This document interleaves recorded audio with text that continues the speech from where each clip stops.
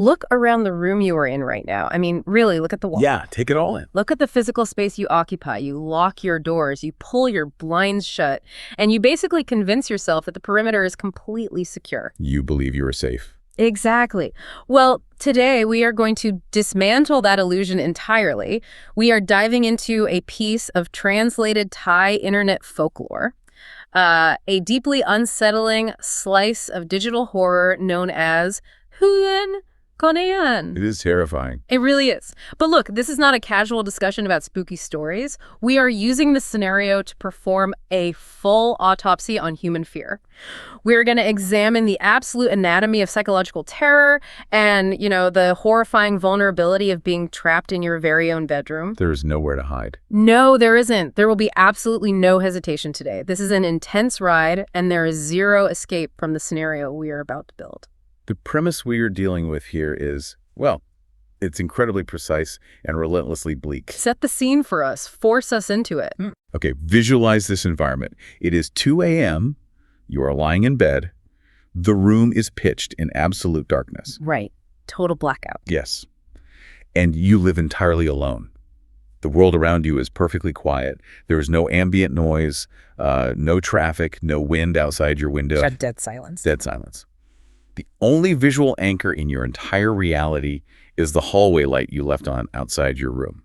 It casts this thin, bright sliver of yellow light through the narrow gap under your bedroom door. Okay, let's unpack this setup right now because I know exactly why we do this. I always leave a hall light on. Most people do. Right, I think a lot of people do. We have to start by understanding the actual psychology of that sliver of light. When you live alone, your home is your fortress, and your bedroom is the inner sanctum of that fortress. It's your ultimate safe space. Exactly. The darkness inside your room acts as this protective blanket. That tiny sliver of light creeping under the door is literally your only visual connection to the outside world. It's your only link to the rest of the house. It anchors you. Right. I look at that yellow line as a primitive alarm system. As long as that line of light is unbroken, the perimeter is secure. You assume everything is fine. We just completely let our guard down. But I have to ask, are we actually creating a massive false sense of absolute safety here? Does relying on that light basically set us up for a catastrophic collapse the exact moment it changes? Oh, it is much worse than just a false sense of safety. It is an active psychological conditioning. Wait, conditioning? How so? Well, your brain is a highly advanced pattern recognition machine. It constantly, obsessively scans the environment for anomalies. At 2 a.m., the established pattern is perfect stillness. Right, because everyone is asleep. Exactly. The condition is total isolation. Because you live alone, any disruption to that pattern registers not just as a surprise, but as a critical, immediate threat. A threat to your actual survival. Yes. That perfect quiet in the room is not just an absence of sound. If we connect this to the bigger picture, it acts as a dense, heavy canvas just waiting to be violently violated. So by staring at that unbroken light in the silence, we're basically programming our own nervous system to completely shut down. Exactly. The static yellow light lulls your mind into a state of passive vulnerability. Your nervous system dials all the way down to a baseline resting state. You're practically defenseless. You are completely unprepared for a violent shift in reality. You are literally trusting a half-inch gap of light to dictate your entire sense of security. And then the unthinkable actually occurs. The reality you trust so completely is shattered in a fraction of a second. In the blink of an eye. Picture the exact moment of the breach. The light is suddenly blocked. Two dark shadows abruptly appear in that narrow gap under the door. Just standing there. You live alone. But someone is standing right outside your bedroom door. Immediately, your body reacts. You hold your breath. Your heart just hammers violently against your ribs. It's a physiological explosion. It really is. You stare at the bottom of the door, completely paralyzed with fear. I mean, I need to understand this part because logically, it makes no sense. How so? If I realize someone is standing 2 feet away from my bedroom door, every single survival instinct should scream at me to jump out of bed, grab a heavy object, or just start screaming. Why does the body betray us like this? It feels like a betrayal, doesn't it? Totally. Why do we freeze instead of fighting or fleeing when the threat is literally inches away? What you're experiencing in that exact terrifying second is a catastrophic system overload in your brain. An overload. Yes. Your conscious mind is suddenly forced to reconcile a fundamental, completely impossible contradiction. The thought I live entirely alone slams directly into someone is standing inches away from me. Oh man, that is heavy. It triggers this primal evolutionary neurological response known as tonic immobility. You do not freeze by choice. Your brain forcefully hijacks your motor functions. Wait, hold on. So the brain intentionally cuts the connection to my limbs. Why would it do that when I desperately need to defend myself? It cuts that connection to prevent you from making a sound and giving away your exact position. Oh, wow. It's trying to hide you. Exactly.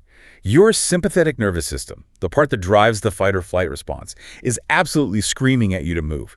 It's dumping massive toxic levels of adrenaline straight into your bloodstream. That explains the heart hammering against the ribs. Precisely. But simultaneously, your parasympathetic nervous system, the brakes, essentially slams down hard, initiating that tonic immobility. You have all this explosive chemical energy and absolutely no physical outlet for it. That sounds like actual torture. It is. You hold your breath because your auditory cortex is desperately straining to gather any information about the unseen threat. The paralysis is literally your mind breaking under the weight of an impossible reality. That is just incredibly disturbing. You are locked inside your own body, and the horror is magnified exponentially by what you are actually looking at. Because you can't see them. Exactly. You cannot see an intruder. You only see two dark shadows blocking the yellow light. You are staring at the literal absence of light. You see 2 feet. It's just shapes. In my mind, those shadows are infinitely worse than a full illuminated figure actually kicking down the door. I mean, if a person breaks in, they have a face, they have a weapon you can see, you can gauge their size. But updated a process. Right. A shadow has no face and no motive. It forces your terrified, adrenaline-soaked brain to just fill in all the blanks, doesn't it? That is the ultimate terror of the unformed threat. The human brain absolutely demands visual confirmation to properly assess danger. And here you get nothing.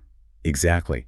When you are denied that confirmation, your imagination is forcefully conscripted to construct the most horrific possibilities of who or what is standing on the other side of that thin piece of wood. The door isn't even a door anymore. No, the door ceases to be a protective barrier. It transforms instantly into a cage. The intruder is just a void standing in the light.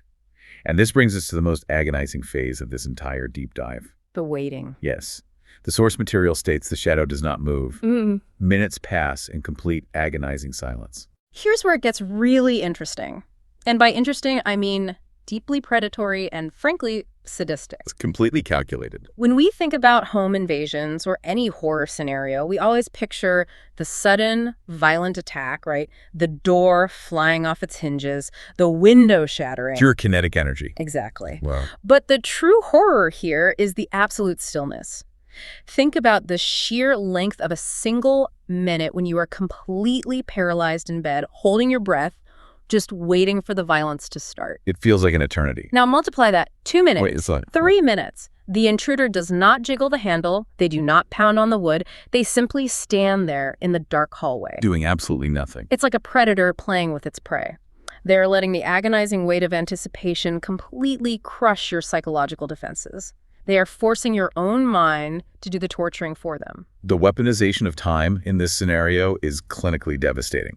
What's fascinating here is how the intruder assumes total, absolute control of the pacing. Wait, so they are weaponizing time itself? Absolutely. When you are thrust into a state of extreme sympathetic nervous system arousal, your perception of time radically alters. Neurologists refer to this as tachypsychia. Tachypsychia. Okay, what does that actually mean for the victim? Your brain begins recording memories in hyper-resolution to ensure survival. It is processing data so fast that external time basically appears to slow to a crawl. Because of this, 10 seconds of silence feels like an hour of pure agony. So they are using our own distorted perception of time against us. Yes, the passage of minutes in that state is a form of active, deliberate psychological torture. The silence is not an accident, it is a tactical choice. They know exactly what they are doing. They do. The intruder is purposefully breaking your mental resolve before initiating any physical action whatsoever. They want you to exhaust your entire adrenaline supply. Wow. They want you to just marinate in the absolute certainty of your own doom. They're establishing dominance without lifting a single finger. It is just an agonizing standoff. Listen, just picture yourself in that bed right now. You are trapped under the covers, staring unblinking at the black shapes cutting through the yellow light. unable to look away. Every single heartbeat is a violent physical event just echoing in your ears. Your lungs are burning for oxygen, but you refuse to take a deep breath because the microscopic sound of your own breathing might provoke whatever is out there. The tension is suffocating. You completely expect the door to burst open. You are bracing for the wood to splinter. But the narrative violently escalates in a completely different, geometrically terrifying direction. The breaking point. Yes, the shadow finally moves. It breaks the stalemate, but it does not come through the door. It slowly lowers to the ground. Think about the physical, visceral horror of that movement. The two shadows in the gap begin to shift. They widen. They lower. They are sinking down. The intruder is literally folding their body down to the floor. Imagine the physical contortion required for an adult human to press themselves flat against the floorboards just to breach a half-inch gap beneath the door. It's unnatural. Completely unnatural. The barrier of the door is not broken down with brute force. It is bypassed entirely by pure spatial manipulation. Which is horrifying on a primal level. And the description of this moment from the text is brutally specific. A violently pale, smiling face presses against the floorboards. A pair of wide, unblinking eyes stares directly at you through the gap. We really need to break down the sheer violation happening here. The shift from anonymous, unmoving shadows in the hallway to a violently pale, smiling face wedged under the door fundamentally alters the reality of the threat. It's not a shadow anymore. No. The anonymity is gone. The intent is now fully revealed. I mean, the paleness alone suggests something entirely unnatural, right? Something utterly deprived of light. But the smile is what makes my blood run completely cold. The smile is the true weapon here. A smile in the context of a home invasion signifies deep, predatory enjoyment. They are having fun. Exactly. They are not there to steal your television. They are not there for your possessions at all. They are there for you. That is sickening. They are actively feeding on the terror they have orchestrated over the past several minutes of silence. They enjoy the fact that you are paralyzed. You are literally locked in a gaze with a predator. You are staring at the bottom of your bedroom door, and there is a human or something that at least looks human wedged against the floor, looking right back at you. Directly into your eyes. The eyes are wide open. They are unblinking. They are piercing the darkness of your room, finding you exactly where you lie in your bed. There is no hiding. Your primitive alarm system, that comforting thin sliver of light we talked about earlier, it has become a viewing port for a monster. You cannot look away. You are trapped in the stare. And then comes the final, absolute destruction of your reality. The silence of the house is finally broken. A raspy, demonic voice whispers from the other side of the door. The final blow. I know you're awake. This raises a crucial point regarding the absolute loss of safety. It's the systematic stripping of our most primal defense mechanisms. What do you mean by that? Well, consider this. When animals, including humans, are cornered by an overwhelming predator, if they cannot fight and they cannot flee, they resort to playing dead. Right. It's the freeze response taken to the extreme. Exactly. In a bedroom invasion scenario, the victim's final, desperate defense mechanism is to feign sleep. Oh, like the childhood instinct to pull the covers over your head and just pretend you were asleep? Precisely. If you are asleep, you are ignorant. Yeah. You are not an active participant in the horror. You're just a prop in the room. Right. You close your eyes, you control your breathing, and you pray the intruder simply takes what they want and leaves you alone. But that demonic whisper, "I know you're awake," systematically incinerates that final psychological defense. It annihilates it completely. I mean, that whisper travels through that half-inch gap, slithering right across your bedroom floorboards directly into your ear. It bridges the physical gap. The raspy, unnatural quality of the voice proves that this entity is something deeply malevolent. By stating, "I know you're awake," the intruder is doing way more than just taunting you. They are claiming total control. They are acknowledging the entire standoff. They are acknowledging the agonizing minutes of silence. They are telling you directly to your face that they watched you freeze. They saw everything. They watched your breathing stop. They monitored your absolute terror through a tiny gap under a door, and they loved every single second of it. You are entirely exposed. Completely defenseless. Your paralysis did not save you. It only served to entertain them. The psychological architecture of the victim is completely demolished at this exact moment. There are no mental barriers left to hide behind. Not at all. The physical door separating you is now entirely irrelevant because the visual and auditory breach is total. The door might as well not even exist. Exactly. The isolation you thought protected you, The fact that you live alone, the locked doors, the quiet street, is the very thing that has condemned you. You are completely alone in the dark with a smiling, unblinking entity that has taken complete ownership of your physical space, your perception of time, and your neurological state. Look, think about the relentless descent we have just mapped out today. You started in the quiet illusion of safety. You trusted the darkness of your room. You trusted the locked doors of your house. You felt secure. You trusted that thin, comforting sliver of yellow light. Then the light was violently blocked. Your own body betrayed you with physiological paralysis, locking you in place. A prisoner in your own bed. You endured the agonizing, time-dilating weight of absolute silence, just imagining the absolute worst. And finally, the ultimate spatial violation. The face. The violently pale face pressed against the floorboards, the unblinking eyes finding you in the dark, and that whisper systematically stripping away your last ounce of hope. It is the anatomy of pure terror. So listen to me. Look at the door of the room you are in right now. I mean it. Look at the gap at the bottom of that door. Notice the shadow. Notice the light bleeding through. Watch it closely. So what does this all actually mean for us? It means isolation is a complete and total illusion. It means the physical barriers we desperately trust to keep the dark out, the wood, the deadbolts, the drywall, they are agonizingly fragile. They won't stop what's coming. It means your safe space is nothing but a trap, just waiting to be sprung the exact moment someone decides to stand on the other side of your door. As you look at the gap under your own door tonight, consider one final, terrifying reality.